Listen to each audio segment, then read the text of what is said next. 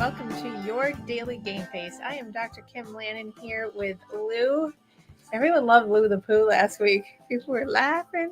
They're like, Lou, that guy Lou the Pooh. Well, I was like, they were new listeners, and I had turned them on to the show, and they were like, who's Lou the Pooh? I've been called worse But here's Lou today. by people in my house. Oh, well, that's not good. Yeah, Oh, is that why you were in like a poopy mood when I came in? I'm not in a poopy mood. Oh, swords up. Oh, did you see that just fly across my... No, it's just middle. You know how it goes. Middle of the week, everybody's after you. Everybody. I get accused of a kerfuffle today that, Oh, I didn't know existed. Did you you did a kerfuffle? No, I incited one apparently. Oh. That I didn't know actually happened. So I don't know. Oh, I see. You know how it goes. I do. So I'm sorry I was lagging there. You know why I'm lagging? Because I'm going to tell you why I'm lagging. Because this morning, ever since, 8 weeks ago and some change, I had a commentary, and I have been keeping track of how much extra above and beyond I do on a daily basis of just seeing my patients and outside of that. And I have been keeping a running tally, and I have already had 3 phone calls. I just, that are all what would be considered non-emergent, but yet need to Spontaneous. They have to be answered. That take up time, in addition to 2 extensive emails, plus something that just came in as we were going on the air that needed to be addressed immediately, which started the show late because of it. And I'm sitting there going like, how, in my head, I'm going, how do I have time? This is what happens. This is what you do. Right. And I still go back to, if I were a man, I wouldn't have been asked the question. So there we are. I'm going to let you have that. And thank you, because you know that you don't want to have a kerfuffle here. I don't want to have a kerfuffle here. So here we are at 9:55, and I've been doing this since 6:30 this morning. Yeah. And you know what? This is what I've been doing for not even 30 years, more than 30 years, but 30 years in my practice. But beyond that, this is like life. And I'm just... Because people live in their own reality, and they don't understand other people's realities. Mm-hmm. I have so many comments that I can't make about this, but I just wanted to point out that this is, it's unbelievable the amount of extra, the extra. Yep. The extra that's not really that extra, but it's just like it became such second nature that when someone asks you a question of like, how do you have time for anything else? It's like, what? How do you not have time? You have to do these things. And you know what? The more you utilize your time, the more time you have for doing things. So that is, Wait a second, go over that again. The more you use your time, the more you use your time, and the more time you fill up in terms of like structure and all those things, the more actual time you have to be able to do the things that you, right? Like people who have idle time do less. People who have not as much time do way more. Yeah. You know that, right? They're forced into some sort of organization. Well, we're organized. So therefore it leaves us more slots to be able to, well, I can fit that there. I can fit that there. And that works in a great way in a lot of ways, but also, obviously you get more done, and therefore it's overtaxing at times, but still nonetheless. It's funny. That was what the kerfuffle was about. Oh boy. That I didn't know I was involved in. Oh, well, that often happens. Yep. Anyway. Here we are, kerfuffling. How was your weekend? Even though we're in hump day. The weekend was pretty good. I'm trying to remember. I think you worked. I think I worked, yeah. I think you were a worker bee. Yep. So I climbed Mount Washington this weekend. Wow. Yes. For fun? Yeah. That's your idea of fun? Well, it wasn't my idea. But I wasn't going to if it was raining. I don't do things in the rain that are, I do things, but not activities like that. But it actually ended up being a beautiful day. If anyone doesn't know, Mount Washington is one of the hardest mountains in the entire country to climb. And I've done it many times. I only do it in good weather because it was 101 degrees, apparently, when I was getting ready to come down on the bottom. Yeah, at the base. But at the top, it was a rough 60 and change. It's pretty stunning, isn't it? Yes. And it was not like that going up. So we started very early in the day, and it was not hot like that when I started, nor was it hot at the top. So by the time I got back down, it was 90. It was still 90. Does it change gradually, or is there a point where it kind of shifts? Well, I go up Tuckerman's Ravine, so it changes somewhere in that area where the waterfalls are. There's Okay. waterfalls, and so once I hit that spot, it almost always changes. And then when you always, no matter what, once you get above the tree line and you Yeah. get beyond the bowl, like that big bowl that's there, and then it looks like you're on Mars or on the moon. Yeah. And it's the hardest part of the whole thing. It gets cooler there because especially if clouds or precipitation is about to roll in. And Yeah. I've been on that mountain when I've had the last 0.6 of a mile to go, which can take you quite a little bit of time because it's all scramble rocks going up. I've had weather roll in there that I've been rained on, I've been snowed on, and I have had 40-mile-an-hour winds almost blow me off the top of that mountain. So you have to come prepared, and I have to put out all the kudos for the people that go out there in flip-flops and think that they're going to make it easily. And somehow I see them at the top, but much later. Yeah. I put out all the kudos to people who do it in, and I'm not kidding, in full like cultural dress garb, like with dresses on. Wow. And full, women who wear full almost burqas, and it's just amazing because people do it, and I'm floored by that. And then I'm also floored by people that do it in barefoot and run. Okay. So I do some mountains, like I've been known to do Monadnock as a run because that's very different. But Mount Washington, if you don't know what Mount Washington is, go to the Mount Washington Observatory and look at the write-up on how many people die on this mountain a year, why they die, taking selfies overlooking the bowl or looking over the edges of the beautiful scenery, skiing accidents, obviously, and just the weather and getting lost on that mountain. So you have to be really good at paying attention. And I was with people that were unfamiliar with doing that mountain. And I had young kids with me, and I had a 14-year-old, a 13-year-old, a 10-year-old. Wow. And I was the only woman. Oh, God. I was the only female. And it was me and the two oldest. And then there were a pack of two in the middle. And then there were a pack of two at the back. And it was a very long day. I'm trying to remember. I did a show at one point about number of deaths by taking selfies. On that mountain? I can't remember the context. No, just in general. Oh, I'm sure there's tons. But on that mountain, when you get up into the lodgy area, whatever the hut, they have a list of how people died and their dates of death and off that mountain throughout the years, spanning the years. Yes, they do. You used to have the people on every year from the observatory. Yes. And thought at times that I would want to spend a week or so up there, but I'm not sure.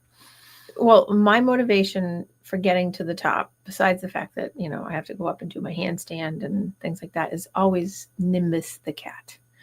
Nimbus the cat lives at the top of that mountain year round, and usually I see him. I did not see him this year. I went looking and I called for him, but there were a lot of people at the top. Not because they hiked it, by the way. Everybody else that, here go the kudos again. Everybody else that can kudo themselves by walking, running, climbing, crawling, crying up that mountain, you are amazing. When I see people that are wearing, no offense, but I'm going to say it, that they have to walk up like the 30-odd or 40-odd stairs from like one parking lot to the next because you can drive up the auto road, and they're in full high heel boots as they're riding on their Harleys, and full makeup and attire. All good. You look beautiful. I'm glad. And then you get at the top and you bend over and put your hands on your knees and say, oh my God, I think I'm going to die. I just can't, because I'm like, So you just drove up the mountain road. So anyway. Yeah. You drove up, I walked it. Mm-hmm. But anyway, it was lovely. It's a hard mountain. I encourage anybody that is a good hiker to do it. If you're not a good hiker, don't go alone if you want to do it. Hello, B. Good morning, my dear. Welcome to the show. And it was wonderful. And so what it made me think of is because we are in the year of me Yeah. and you, Yes. and the month of August. And this is a time for, as I said, it's like a transition time and all these things. It's really, I thought, oh, this is a perfect uh, topic for psychology and the psychology of quitting versus perseverance. I Right? like it. Right? Good Because topic. I know, because it can apply to so many things. And I think that the psychology of quitting, people often think of failure. And of course, I always think of failure as an opportunity for the next best thing to come along to make an opportunity to happen that's even better. But it's not quite this quitting. And I'm not equating quitting in the same way this time. So people automatically will jump to the failure thing. And it's not about failure and success. This is about the actual mental stuff around being in the mode of I have to quit versus I must persevere. And it is very complex when you actually think about it, and people don't think about it. So I'm going to talk about it. It's an interplay between your motivation, your mindset, and then a situational factor or multiple situational factors. And it goes to motivation first of, are you internally or externally motivated? Are you situationally, internally, or externally motivated? Cat nimbus, right? The mindset, do you have a closed mindset or an open mindset? And that's just like one small piece of it. And then there's lots of situational factors that can go into any scenario, right? So while perseverance, or I'm going to call it like passion or grit, often is associated with success and completion of something, or getting through it, knowing when to stop or quit, because quit can have such a negative, right? It's not always quitting. It's sometimes you have to stop because there's a limit, right? So that doesn't mean it's a fail. That's why I take it away from that. Sometimes you have to stop, or sometimes you have to, make it. It's the right decision. It's an incomplete, right? Yeah. Because being able to do that, and I can reference this obviously. My marathon last year, not this year, but last year, is also a sign of strength and resiliency and self-awareness, because people will push through things and hurt themselves, and it's unnecessary. So understanding the factors that influence your decision making of whether or not you persevere or you stop doing something because it's the smart thing to do can help you do something in an informed way. It can keep you aligned with your goals and well-being. So there's lots that goes into that, but keeping in mind that it's about that internal or external motivation, or both together, your growth mindset versus closed mindset, and then situational factors. So it's an equation, right? It is. Yeah. It's an equation that happens in your head without actually overactively thinking about it for most people. I think it comes easier, and this is just anecdotal in my mind. It definitely comes easier for people who are more exposed and doing it more of the time, things that are more challenging or much more likely to be in situations like that, like athletes or people who are strong leaders. I think that alpha personalities versus beta personalities have a different way. Not saying that alpha versus beta, alphas are going to be more persevering, not necessarily, because I've seen that that's not necessarily true, but those personality factors can be very different. I often think that beta personalities, the ones that aren't the standout leader, but those who are quiet perseverers, I think that that's a difference. But people often will think that it's an alpha person that will be the one to persevere, and that's not necessarily true. So I think that the first big piece of that is, whether you want to call it passion for something or grit. I call it grit. It's mental toughness, so in the business I have, it's, are you mentally tough? Now, depending on the person and how I talk to them about it, it's, do you have the grit? Do you have the passion and the perseverance for a long-term goal? So climbing a mountain that would take 4 hours up and 4 hours down, right? For instance, just to get up a mountain for 4 hours, do you have the grit to do that? Like, can you just go out? I see, that's what I was saying. Like, I see people just get out of their car in their flip flops and they're like, we're going to go climb this mountain. Oh boy. And they do it. And so and it's, hey, it's one of the hardest mountains in the whole country. Okay, if we're taking this example. And so that would tell me, oh my God, that person has a lot of mental toughness and grit to go up, because you're in flip-flops and a dress. Yeah. Right. Or you're in bare feet. I did keep hearing these two guys were in front of me, kept going, I think I stubbed my toe. I think I broke my toe. Well, you don't have shoes on. So, I mean, you don't have shoes on.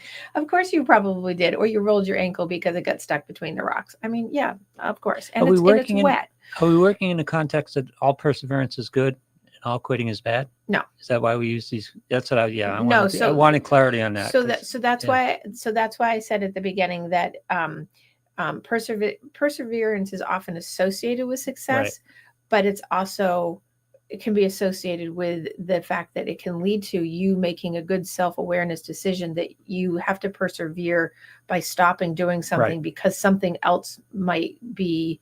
It could be dangerous. It could be over exceeding of your body limitations.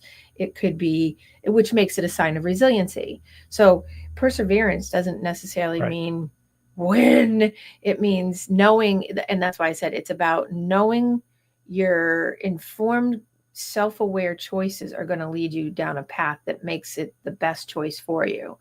So if you made it to the tree line in your flip-flops and it's snowing and 40 mile an hour winds, might be good to quit. You turn around. Yeah. Right. Yeah. Mm-hmm. That's not a bad decision. Or you make it to the midway, like there's a midway hut, right? This is where I always tell people, if you just struggled this first 2.5 miles to here and you see clouds coming over this particular mountain, you better make a decision whether or not you're going to walk it back if you don't think you can do it, because you just made the easiest part.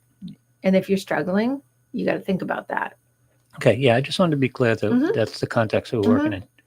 No, because quitting, perseverance and quitting are loaded words. Well, that's why I'm trying to move them around a little bit, right? Yeah. Because in psychology we talk about them in those ways, but then that's why I put the equation out there that it's motivation, it's mindset, and situational factors, so that you are. It's like a sliding scale of movement up and down, that of productive versus non-productive mindset, essentially, because you have to make smart decisions. And you can be persevering because you went out and you tried something and you got to that tree line and you're in flip-flops and it's snowing, and you decide it is persevering of you to turn around and go back because you're in a bad spot, because situationally you shouldn't be doing that, because it's smart. Right. You're making a smart decision. Right. So was that clear? Yes. Oh, good. I just want to make sure I clarified it. Okay. So the grit part of it, is what I was saying, is like having passion for something and like feeling like you have to persevere. It involves staying committed to your chosen path, no pun intended, and often faced with challenges and setbacks, kind of like the weather, or so if we talk in terms of sports like this, like climbing or running, is it, inclement weather? Is it poor gear, unprepared? Not for nothing, like going into a hike, a little dehydrated or hungover is not a good idea. Doing that, people tend to do that. Not just some people, they like have a great night before up in the mountains and party on, and then they go out and then they don't have enough. Let's go. You're right. Exactly. And they're that's hard, and to persevere, you can persevere and still make it through all the way, but it might take you longer, right? Because and that makes the equation of what's your motivation, what's your drive, what is your goal, and all those things. So, when you have that passion, can be, it's so important to think about, okay, what is driving me? Because that's the motivation. What is driving me? So who knows?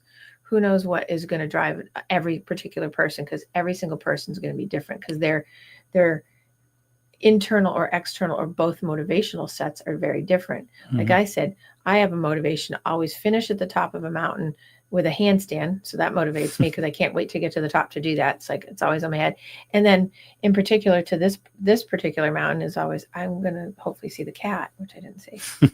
So, and last year when I did it, I was told I was one of the only people that's ever been able to pick up that cat and hold that cat. So I was very excited about the fact that, nice. cat person, but perseverance starts with that grit. right? So having, just the ability to have a passion for a long-term goal, and that could be career, it could be a family, it could be writing a book, it could be doing your own podcast, it could, whatever it is, it's about how much passion do you have for it to be able, does it really matter enough to you to have it make a difference, right? Okay, so then moving on to this, these are all part of like perseverance, right? Growth mindset. Now, there's a lot of people out in the world who do not have a growth mindset, right? Very closed, very much in the vacuum. And individuals that have the growth mindset, the open mindset, believe that their abilities can be developed, that they, through dedication and hard work or trial and error, and keep going back, or just, maybe you made the hike and it took you 6 hours. Next time your goal is to make it in 4. Next time it's make it in 3, knowing like what, you know what I mean? So your growth mindset is that you're always open to foster what's going to make me encourage myself to view a challenge as an opportunity for like improving and learning and growing and changing. So that's why people ask me all the time when I do the Loon Mountain race. And I'm using all my examples because I mean, they all require all of these things, right? So the Loon Mountain race is the hardest mountain race in the country. I do it. Yay, me. Yeah. Right. It's 6 miles of hell. And it's insane. It's insane. It's an insane. People think it's insane. Usually anywhere from 300 to 500 people sign up for every year, and not everybody completes it, right? And the thing about that is the growth mindset that comes with that is one of the questions I always get is, "Where's your medal?" There's no medal because races are often associated with everybody gets the prize, right? Right. Like the Boston Marathon. Mm-hmm. I like my medal. My perseverance goal is I just need to get to the end to get to that medal because, that's one of them, right? I mean, I have all kinds of goals, but it's always like on the day of, I'm like, I just need to get to Boston to get the medal. Yep. Right. But on the tangible is good. Exactly. And that, I mean, there's other goals, but that's a big one for that. Yep. But with the Loon Mountain race, it's so different because the growth mindset is that I work every year to do something. Now, like last year, I came off of obviously a physical issue. So last year was a little rough for all the things that I do. This year was just to get back on the horse and kind of just go back at it. And it didn't matter like anything else. It just mean I needed to finish. Right. I needed to not be injured and need to be happy. Right.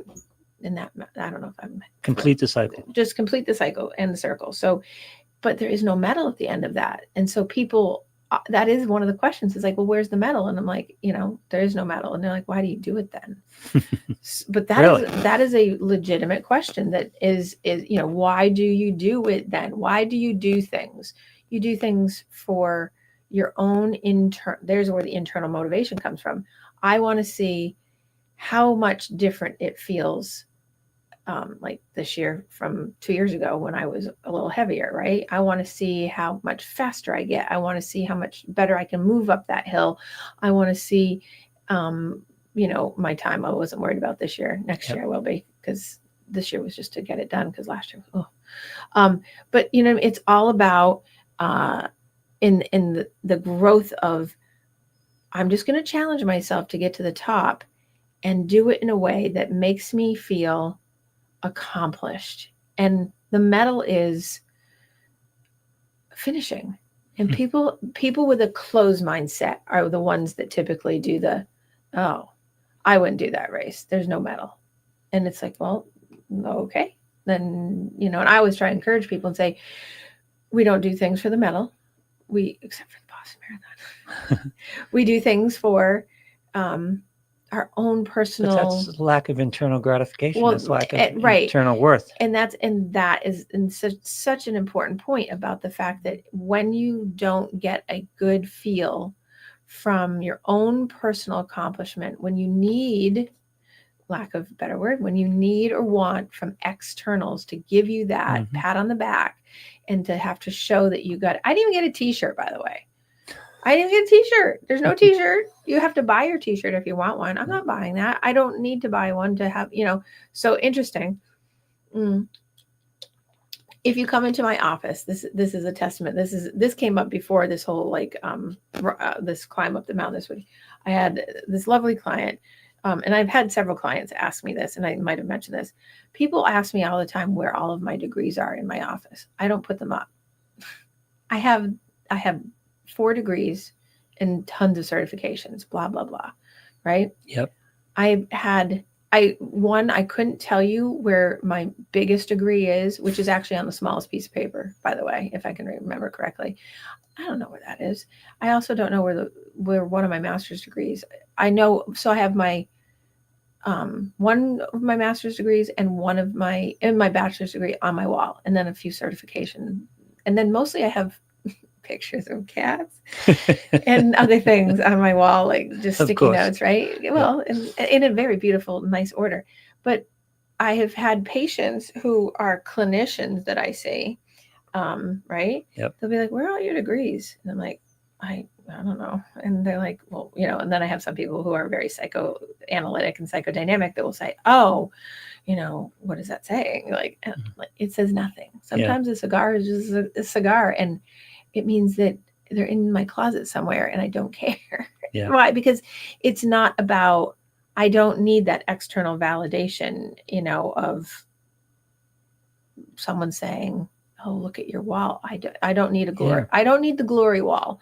Although again, I go back to every single one of my Boston Marathon medals is hung and out in display in my house. But that, you know what I mean? I don't have, it's, But that's not the only motivation. No, it's Boston Marathon. No, it's a nice. That's a nice reward. That's the reward at the end of all the other things that go into it with the growth mindset. Like there's so many things that go into that, and that's like a whole show to talk about, like a growth mindset for something as big as doing that kind of goal, right? Or if like someone wants to learn how to fly a plane, or someone wants to do an ultra marathon, or someone wants to move across country and leave everything up and upended and start a life anew. Like those are all kinds of things that you really need to have a growth mindset, and you can't be afraid of the external naysayers or all the what ifs and what if I can't and what should I do versus what I'm going to do. Like there's all these things that really come into. You have to have a good internal validation. You have to have a pretty good, right? It doesn't have to be perfect. You have to have a pretty good resilient inside of, I'm able to do this, and if I'm not, we'll deal with that when it comes. But the growth mindset is very visual to me, right? So it's the closed mindset, if you're watching, is like you have this big open vacuum, and the closed mindset, the more you get put in front of something, going, here's a big mountain in front of you, or here's a big job that you would want, or here's a big opportunity to have a move. The closed mindset gets into all the negative things that really whittles that big open vacuum into this little teeny narrow space of I can't, I won't, I'm done, right? So it shuts it all down. The growth mindset stays wide open and just keeps expanding, because when one thing gets in the way, another thing opens a door. When that doesn't work, then we go to the next thing. It's kind of, again, I'm going to go back to the climbing the mountain. When that way looks like it's hard and you might not be able to get up that side, you go around it and try to find a different way. Like you're always in a mindset of, what can I do next to make me hit my challenge marks to get there? So it's really about having that open-mindedness, open to the possibilities are there. And that and if you're passionate, so you have to have that passion, because the passion will drive the mindset. If you have like, I want this so bad, I will continue to go for it. Your resilience builds, your strength builds, your self-esteem comes up. And, I can remember back in the day, and I've seen gymnasts and other people in sports can relate, baseball players, football players.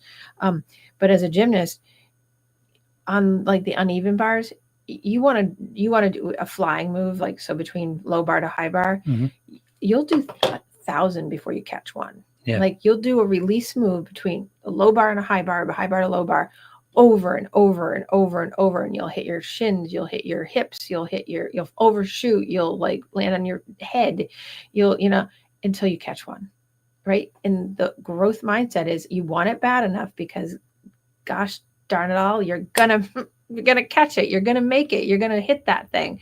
And that's where the growth mindset is so important. Similar to, like, just take it for like, a kid coming up in school, they don't know how to do multiplication or subtract or division. Closed mindset, I can't do it. I it's just too hard. Did you do flashcards? Did you make a times table? Did you do? Oh, it's so much work, right? It's like you're already closed mindset. You're already it's like too much effort, and it's like, well, if you don't want to put the effort in, you get out what you put in, which is. This is overly dramatic and probably extreme, but it's the difference between seeing the unknown as existential or the unknown as being opportunity. Mm-hmm. Because that's what that's what you're describing, knowing that you're going to get to a point where you don't know what's going to happen, right. But you'll be able to handle it. Well, or there'll be an opportunity to change to make it work. Exactly. Yeah. Exactly. And I think that you have to have a lot of these pieces in place to even get to the point where you just said, because it's a learning curve, right? So being open and just being able to grow through that. So for instance, like your example of, like, you get to the tree line and it's snowing and you decide, okay, it's too dangerous, which is what I would decide if it was right. I would have turned around. That's a growth mindset. Mm-hmm. Why? Because you're aware that the limitation could come up and it could get you into a real problem really quickly. And so your growth mindset isn't, I quit. That's not quitting. That's knowing that you have to stop because the situation is in front of you that provides an environment that is not safe. And the payoff is I'm going to know better when I get here next time. Right. Or I'm going to plan different so that I can go forward because I brought different gear. I'll be more prepared. I'll have more gear. Right. Yep. Exactly. Okay. Moving along to the next piece is motivation and dopamine. All right. So we're going to talk a little neurology for a second. Right. So the brain's reward system, particularly dopamine, your pleasure, right? Dopamine is your neurotransmitter, the chemical in your brain that gives you pleasure and joy. Okay. Plays a huge role in perseverance, and it reinforces effort in how much effort, it's the payoff, right? Yep. And encourages persistence in the face of challenge. So the more you're getting pleasure and joy out of something, the more you're getting the dopamine rush of, like, oh, I just made it to the halfway point, or I just, I made the third round of interviews. I'm the last round of interviews. I might get the job, right? Those are all dopamine rushes, right? So it's basically reinforcing that your effort is paying off, which is actually internally, physiologically inspiring you to keep going without you even actively having to think about, because your body's now getting a rush of chemicals that are saying, keep going, keep doing it, yep. keep facing the challenge, keep moving forward. And you need to have that, because without that, the motivation can fizzle, because we can get really stuck with no serotonin, our anxiety goes up, our GABA depletes, which is our anxiety, right? Because our dopamine is like, oh, it's in question. We don't really know. But the more dopamine rush you get, that pushes your perseverance. It gets you more powerful movement forward. It gives you that surge at the end, right? When I told the two kids I was with that I could see the car line at the top for the lower parking lot, one of them started running. It lasted very short because it was like, those rocks at the top, yeah. But, he was like, yes, but that was that. I yeah. laughed to myself psychologically. I was thinking, oh, what a great podcast moment that is, for the fact that it was like, oh, the dopamine rush he got just from me saying, I can see the car line, because he had the motivation, one, to finish. He was so committed. He wouldn't let me take pictures until he got to the top. He's like, no pictures till the top. I have to finish. Yeah. Right. So it goes along with that. But he had such a dopamine rush that went through him to be like, oh, and then he was like, this was awesome. This was awesome. And you could just tell he felt accomplished. So it was really cool. He was getting the chemical payoff. He was getting the chemical payoff. So they go together. And then of course, there's the long-term goal piece of perseverance. You have short-term goals and long-term goals, but when we talk about perseverance, it's particularly important for people who have a long-term goal set, because it requires sustained effort and it requires sustained commitment mentally over time. So people who go to medical school or people that go and do, um, long, cross country drives, or people who haven't had a job in 2 years but keep going forward and interviewing 4 or 5 times a week. That takes a lot of effort and energy and commitment, so it's my long-term goal is to blah, blah, blah. You have to make sure you're constantly, obviously, chunking those into smaller pieces, but your effort is sustained and your commitment to it is sustained, or else it falls apart. Because you won't be persevering if you're like, I didn't get it immediately. And that's one of the issues that I see a lot with people who go into, I have a couple younger clients that when I say, they want to do X, Y, or Z, and I'll say, okay, that's going to take you at least 4 to 5 years. Immediately the response is, oh, that's too long. I'd rather do something else. Yep. Oh, again, to instant gratification. Instant gratification, yeah. Right? And so, and I go, really? You're really gonna not pursue it because we don't teach deferred gratification, right?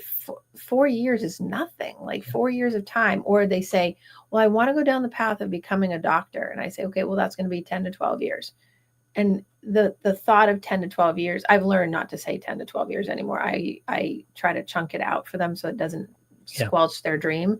But most people add, right? The math is there. And so, but I'm like, yeah, but you're working. Like I try to, say you've got to go to school anyways for it. But they, they're like, well, maybe I'll do something else. And I've seen many people over 30 years have these big, beautiful dreams that they are absolutely capable of reaching, turn around and collapse in on themselves and become something totally that they didn't want to, just because they thought it was an easier route, because they didn't want to commit and make the effort because it was too hard. And then not all, but a few have had regrets of that. And I'm like, well, 12 years looks a lot different when you're 22. Well, yes. Than it does when you're 35. Right. Exactly. Yeah. Exactly. And it's like, it's so quick. I always tell them it's so quick before you know it, you're the thing that you wanted to be, but it's like, it is what it is. Right? Plus there are payoffs along the way.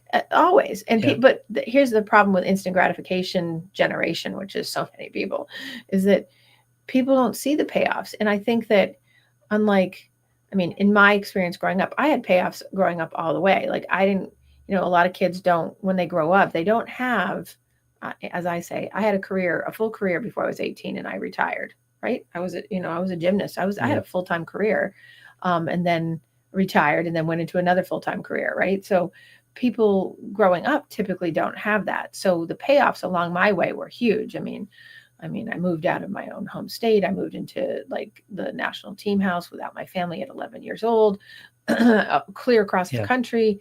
That's a payoff. Like I did all these other things in between that I won't list. They were all payoffs along the way that, your general everyday kind of person doesn't have all those kinds of things. But I always tell people, you have a payoff every time you graduate or move on to the next class, or you get the best score in your math test, or you get that home run, you learn how to do something you couldn't do before. Exactly. You're gaining knowledge. And so trying to make it so that it's not like, but the thing is I put out my examples because people always compare, not to me, but they compare to out in the world, big things, and they don't count payoffs as being these stackable wins of, oh my gosh, I increased my grade from last semester to this semester, or I'm hitting better than I ever have before, I'm foot handling the ball better in soccer than ever. But like, they don't do that. They always are thinking about, I'm not as good as that, so therefore I quit. Yep. Right. So that's the thing there. Right. So speaking of quitting, so I talked about just now the perseverance line. So the quitting, or the line of knowing when to stop. Right. I like to say it like that instead, right? Because that's such a negative connotation. Recognizing when perseverance is no longer the best course of action is really important. That's such a crucial skill. And that's very different than just outright quitting. Because then some like what I just gave as an example is outright, I quit, I'm done. Like, why? It's just too hard. Like, wait, what happened there, right? But recognizing when your want and need of doing something is just no longer your best course of action. Like being at the tree line and it's snowing and you Right. have flip-flops on and you still have a ways to go and it's going to be a problem and you can become hypothermic and die. That is when you know Yes. it's time to stop. And I'm not kidding, because that's what happens to Of people course, on that yeah. mountain, right? So this involves taking that equation and really evaluating the potential costs and benefits of continuing on versus stopping in that moment. So that's where I said I would talk about last year's marathon. I was so sick, as you know, right? And I went right to the line. I went right to the line. My perseverance was, you've trained for the past 20 weeks. You're in the best shape you've been in X amount of time. The weather's perfect, blah, blah, blah, blah, blah. And you can't stand up straight and you are so sick, you're about to die. And everyone's looking at you saying you're going to end up in the medical tent, but you're still standing at the start line. What are you doing? Yeah. What are you doing? And you remember me saying it took me the better part of almost 4 hours to make the decision to walk it away. Yep. And I think it was, there are a couple of decisions in my life that have been hard, but that one is probably, if not the number one hardest decision I've ever made, next to one other thing that I won't talk about. That was awful, because the perseverance of who I am with the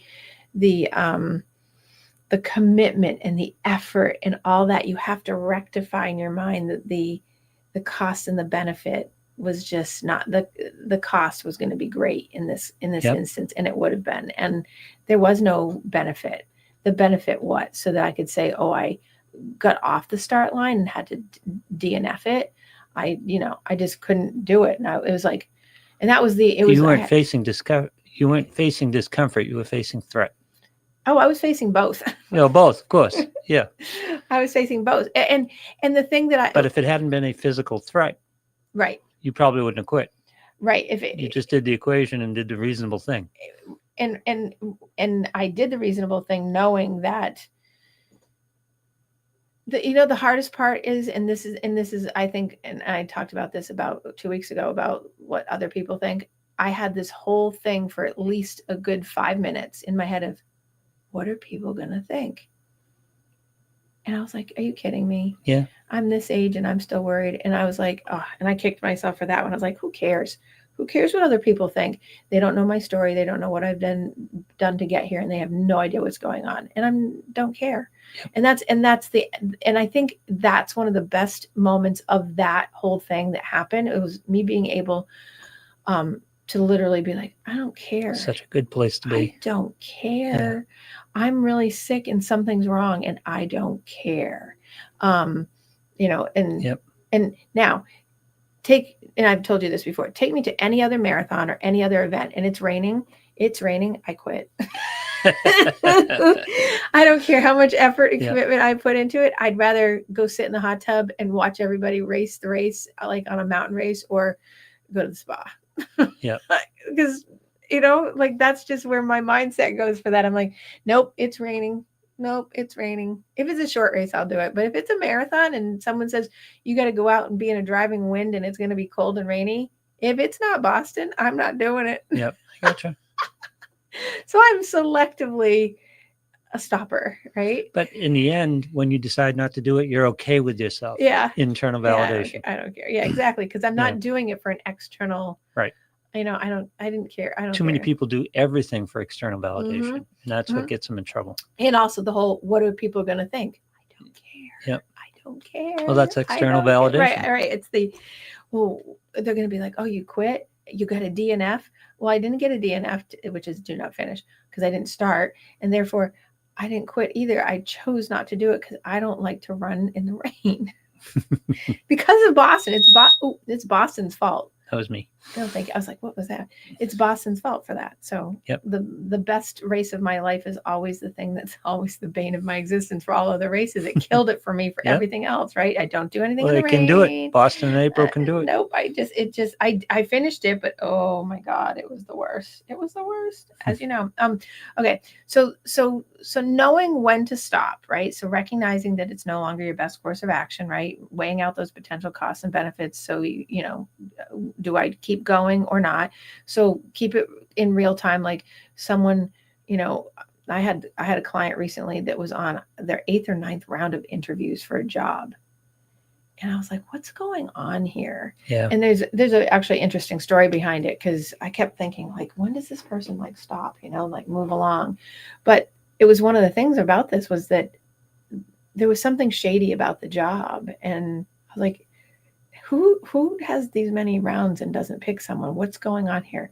And finally, we had a long conversation finally about what's the cost and benefit of continuing on this path, because it seems like it's never ending and you're never going to get this job, and no one ever, I don't think anybody's ever going to get this job.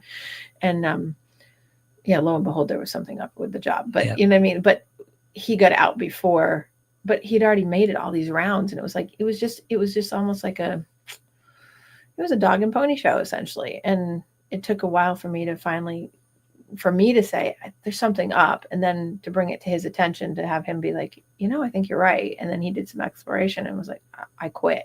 Well, going to the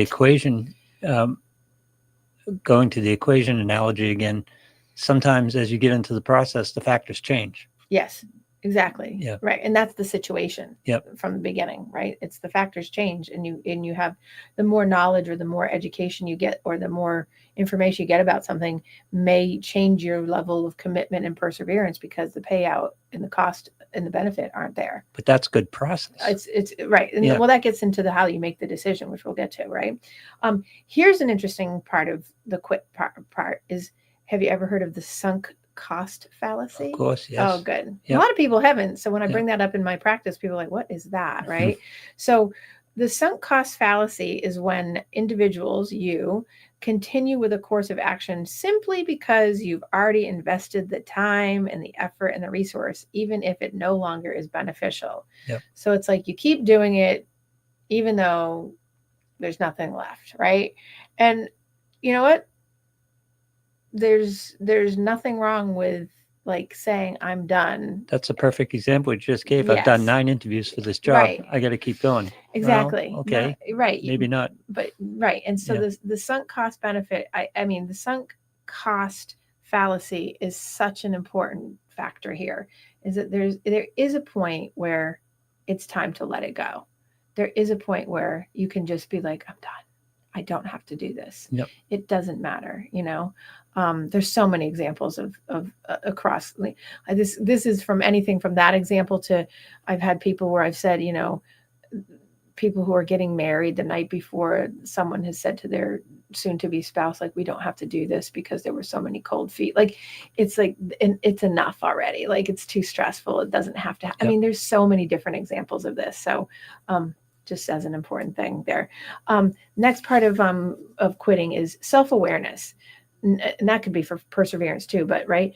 Knowing when to stop, knowing when to quit, knowing when to be done can be a sign of self-awareness and the ability to adapt to a changing circumstance. People sometimes don't have the self-awareness to know when the fat lady sings. Yep. It's not over till it's over, or the saying is, it's not over till the fat lady sings, so to speak. Yeah, the fat lady sang a long time ago and you're still doing this. What are we doing? Right? Like, what are we doing? And so in my athletes, I see a lot of it. People will go way beyond when they should have stopped doing something because they're doing it for other people. They're doing things for the wrong reasons, doing it for an agenda for someone else, for the externals of the worry that someone's going to be upset with you, or that things are going to drastically change. Or I see this in young kids a lot, that they feel that their parents or their coaches won't love them anymore is a huge, huge piece of this. So having the self-awareness, and little kids don't always have the self-awareness. Oh, I shouldn't say that. Little kids actually know a lot of the time when they should quit, but they don't do it because they're worried about what's going to happen. External factors. External factors again, right? So they have the self-awareness and they know they want to, but they don't have the freedom to do that because there's other factors in the way. The situational factors get in the way, right? The parent doing the guilt tripping of like, how much money I've sunk into this? Do you know how much time and effort we've done driving you to hockey at 4:00 in the morning? Like, blah, blah, blah, blah, blah. It's like, that's just not a thing. Sunk cost fallacy. Actually, right. Yeah. Sunk cost fallacy. But some people can't accept giving up on something. Exactly. They accept it. They see it as a failure. They see it as a failure, and then they view failure as actual fail, not as in, okay, I have to Right. learn from this opportunity of how to move forward and It's acceptance is this is no longer a positive situation. right for me, and I Yeah. need to move forward to have something better come Yep. along, right? And that's a socially normed in thing of understanding what failure is Yep. versus success, right? And then the last piece of the of the quitting piece is just knowing that, and this is to the point, knowing that quitting is a sign of resilience. Mm-hmm. Letting go of something to stop it before you tap out, before you get hurt, before something becomes a problem, or before it damages you in some way or damages some part of your environment or whatever you're in, allows you to be more resilient and gain strength so that you can pursue a more suitable goal or to change direction and trajectory and avoid the negative consequences a lot of times. It's a bigger concept. That's almost like a whole show to talk about, but that's it's just that's a potential benefit of all these things around stopping something is having that factor that you can become more resilient by knowing when to fold them, know when to hold them, know when to run, right? No Pyrrhic victories. Right, exactly. Yeah. Right. And then so now the whole thing comes around and to the point of it's a making of a decision, right? Good morning, Ryan. In regards, and I'm going to jump to his question. Or his comment. In regards to school or career choice, I've noticed in others and my personal experience that it's difficult to pivot slightly away from the original goal. I thought it said goat. Oh. And I was thinking of Tom Brady for a second. Any major change to a 5-year plan, in quotes, feels like we've lost progress. That's yes, to the point, because people get locked into that mindset. That's a mindset that actually you have an open mindset. It's a growth mindset, yet you're plagued with a closed mindset that you aren't allowing yourself to have movement and flexibility. Yep. I think that one of the worst interview questions is when people get asked, where do you see yourself in 5 years? Yep. I hate that question. That question is terrible. It should be taken off of all interview questions, always, even in college apps or anything like that.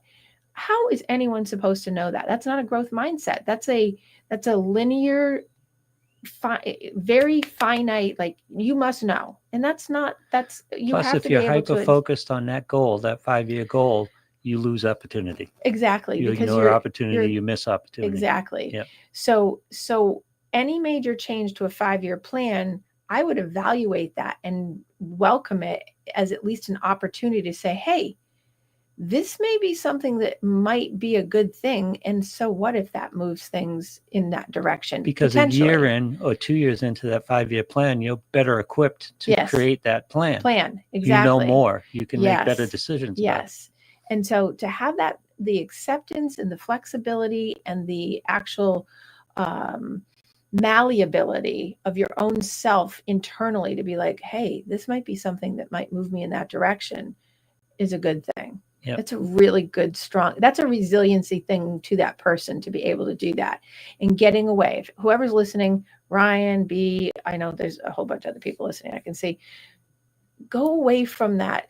I have to have this way. Right. Move off the dime, pivot. It's okay to pivot. You can always come back. You should. You almost should. Because again, it gives you other opportunities. 2 years in, you know more. You're better equipped to make better decisions. Right. Exactly. Yep. So pivoting is important. The ability to pivot and have the awareness and the okayness that you can. Ryan says, my mantra recently is every door I hold open and prevent from closing is another door of opportunity I miss. Yep. Mm-hmm. Exactly. Yep. I agree with that. Couldn't say it better.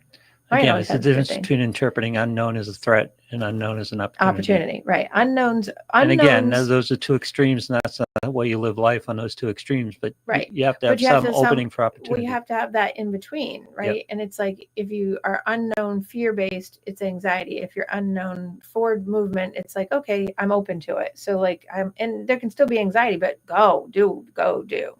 Okay. So I want to just make sure I get to this point because I never get to the close points of these things, but okay. Making a decision. So taking this equation and making the decision, right?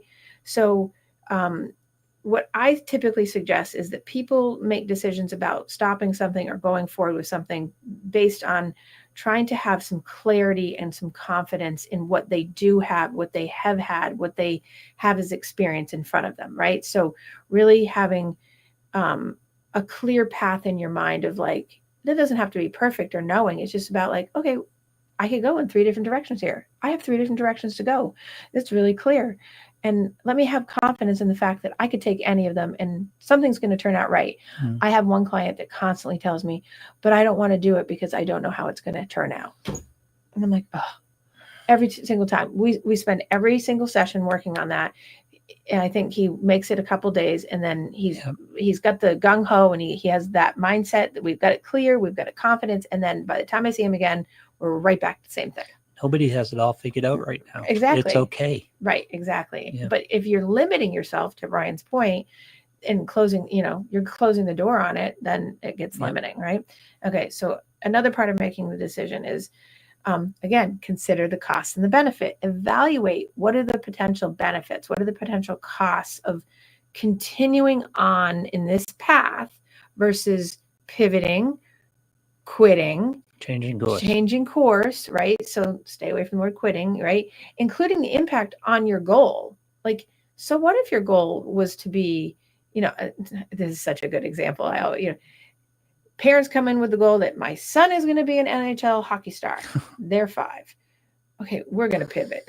We're pivoting. And so I always have that come into my mind because I can't, in 30 years of practice, the amount of times I've had people come in and tell me that their kid at 5 or 10 years old is going to be this, Olympic, blah, blah, blah, or this, and obviously I've been there, done that. So I know, it's like, this is you're in the 1% club. We're in the 1% club.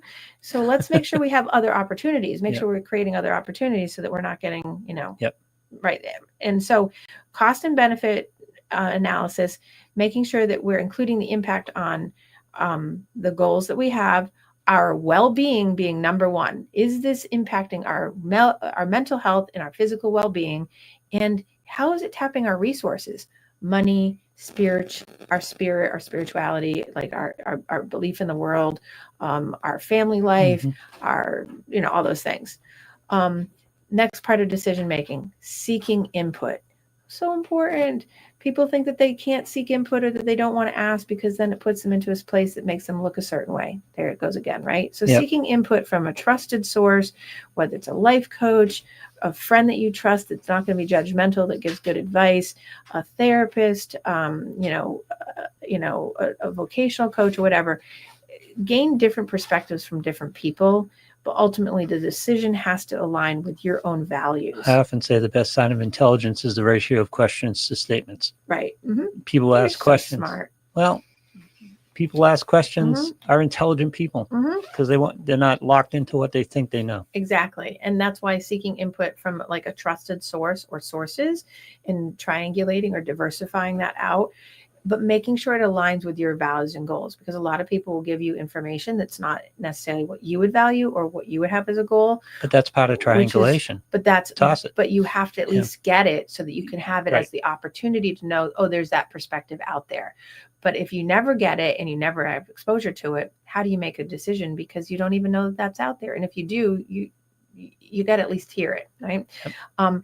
And then self-compassion. People always like, oh, I hate that thing, whatever that means, right? Self-compassion is not a shishi foo-foo, like voodoo schmoodoo word. Self-compassion is practicing throughout your whole decision-making process of being good to yourself, of allowing yourself like to let go of a certain part of a dream to make another dream part happen, letting go of the worry of someone being upset with you because you didn't let them live vicariously through you to become an Olympic gymnast. Oh, did I say that out loud? Right? Kind of personal. Oh, did you hear that? Yep. Oh my gosh, that came out. That slipped right out of my mouth. But it's really about being like gentle with yourself. And it's about healthy mindset. It's about your growth mindset. If it's not all cluttered with worry and concern about the external validators, and it's really about, I want to keep my goals in mind. I want to do what I need to do for me. And this is going to be what I want to do because it gives me joy and the dopamine rush and it gives me all those things. You have to have that, like, it's like I say, it's the pat. It's your own self pat on the shoulder of like, you're doing a good job, kid. Yep. Just keep going, right? So at the end of the day, the decision to stop, quit, or persevere is not always straightforward, right? Obviously, it requires a lot of consideration. It takes that equation. It's including your goals, your mindset, the situation. It's all those things. And while perseverance or going forward isn't often associated with your success, it's really knowing when to be wise, when to be the wise owl, and when to know and have the self-awareness to move forward, pivot, or stop and just completely shift course. And that's my story, and I'm sticking Nice. to it. Good episode. Did you see that? Like talked about him like that? Yep. Yeah. So, and this is the month of you. In August, we're going out to persevere. We're going out to pivot if we need to. We're going out to have good self-awareness to make things happen for ourselves. You know why? Because it's the year of you, damn it. Good perseverance sometimes means stopping. Exactly. So to quit or not to quit? That is the question. To persevere or not to persevere? Quit's a loaded word. It is. That's why I keep changing it around. Yeah, that's why. Stop. Pivot. Stop and pivot. So anyway, I am happy to give these lovely monthly shows, with like these topics. So I'm always open to people giving me ideas, and I appreciate the ideas that have come in. This one happened to be off of my own story from this week from climbing Mount Washington. But please, if you guys have something you want to talk about, I'm certainly happy to integrate it into the year of you or the month of you. But in the meantime, go out and have the best you day. See you next week.